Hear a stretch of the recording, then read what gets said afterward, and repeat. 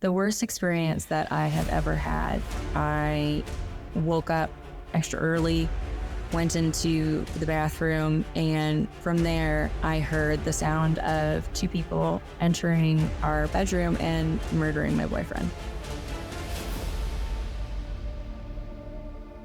When I was around 4 years old, my parents divorced. The whole situation kind of hit me hard, and so I would cry sometimes, and I wouldn't know why. When I was a kid, I had a lot of fake injuries because I didn't think "I don't know" was an appropriate answer for "why are you crying?" I had no concept of what mental illness was. I was suicidal as early as elementary school sometimes and started hurting myself around junior high or high school. The summer before my senior year of high school, I didn't feel like I could even get through a day, let alone a year.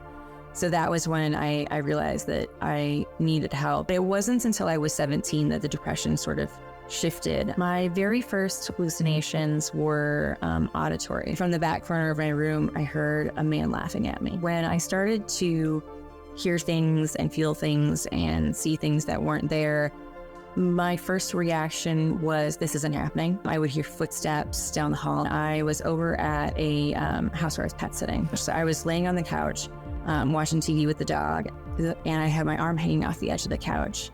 And I felt a cat sniff the back of my hand, just like the breath and the whiskers. Then without looking, I kind of reached out to pet it, and I could feel it back away. And we went back and forth like that a couple of times before I remembered that they don't have a cat. The diagnosis was updated to depressive type schizoaffective disorder. I have all of the symptoms of depression, feeling worthless, hopeless, suicidal sometimes, things like that, as well as all of the symptoms of schizophrenia, like hallucinations, delusions. I see things that aren't there, hear them, feel them. My primary hallucinations are visual.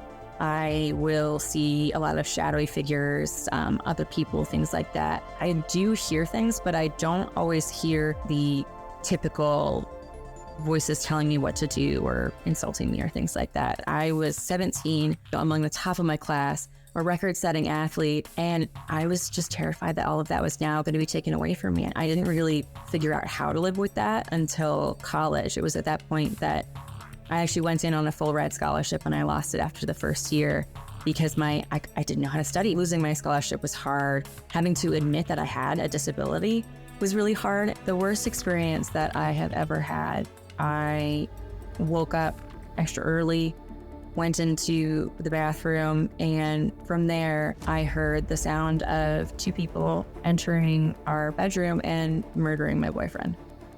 And that was very traumatic. At the height of my medications, I was taking 3 antipsychotics, 2 mood stabilizers, and an antidepressant, and the side effects can be tough to deal with. Sometimes I have a tremor in my hands because of it. The coping skills that I kind of use to get through the day are a lot of reality testing, having someone respond. If I say, hey, did you see this? And they can say, yes, I saw it, or no, I didn't. With my service dog, he could come lean on me to help comfort me, and use the pressure of his body to help calm me down when I was anxious or seeing things. My goal with all of the advocacy work that I do and telling my story and talking about it is to really spread understanding. My biggest message is that you are not alone. What you are going through is real. A schizoaffective disorder diagnosis is not a death sentence. You can have a life after it. I am seen. Are you?